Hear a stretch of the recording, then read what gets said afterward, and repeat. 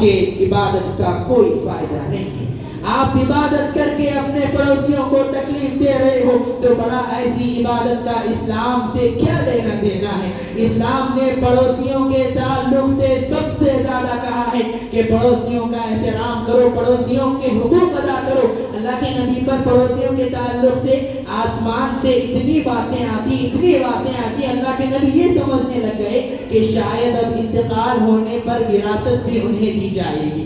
جو ہیریٹیج کا مال ہے، جو وراثت چھوڑ کر جاتے ہیں، جو جائیداد کا مال ہوتا ہے، شاید پڑوسیوں کو بھی دینا پڑ جائے گا۔ والد تو پڑوسیوں کا اتنا حق اسلام نے بتایا ہے۔ اگر آپ اپنے گھروں میں اصلاح چاہتے ہیں، گھروں میں برکت چاہتے ہیں تو پڑوسیوں کا خیال رکھا کرو۔ رمضان چل رہا ہے، اگر آپ کے دسترخوان پر نعمتیں سجی ہوئی ہیں تو پڑوسیوں کا خیال رکھا جائے۔ اگر اللہ نے آپ کو نوازا ہے تو پڑوسیوں کا خیال رکھا جائے، کیونکہ پڑوسیوں کا خیال رکھنے سے ایمان مضبوط ہوتا ہے۔ کیا دلیل ہے؟ اللہ کے نبی نے 3 مرتبہ کہا واللہ لا یؤمن، اللہ کی قسم وہ شخص ایمان والا نہیں ہے۔ اللہ کے نبی نے 3 مرتبہ قسم کھاتے ہوئے کہا جو شخص اپنے پڑوسیوں کو تکلیف دیتا ہے وہ شخص ہرگز ایمان والا نہیں ہو سکتا ہے۔ تو دیکھیے، اور پڑوسیوں کے بارے میں جب بات آتی ہے تو مسجد کی بھی بات آتی ہے۔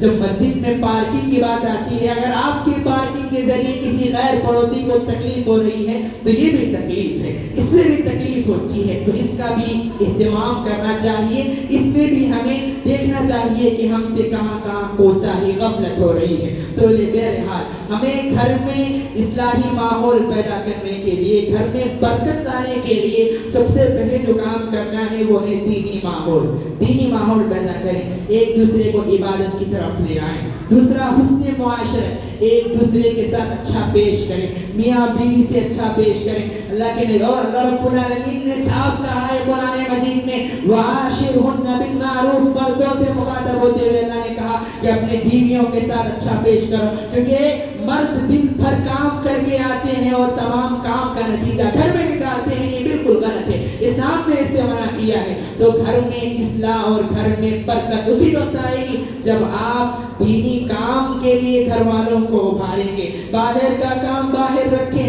اور گھر میں جو کام کرنا ہے وہ گھر میں رکھیں۔ ایک آخری بات یہ ہے کہ ہم ہمارے بچوں کے درمیان ایک چھوٹا سا کمپٹیشن رکھیں جس میں اللہ کے نبی کے بارے میں انہیں بتایا جائے۔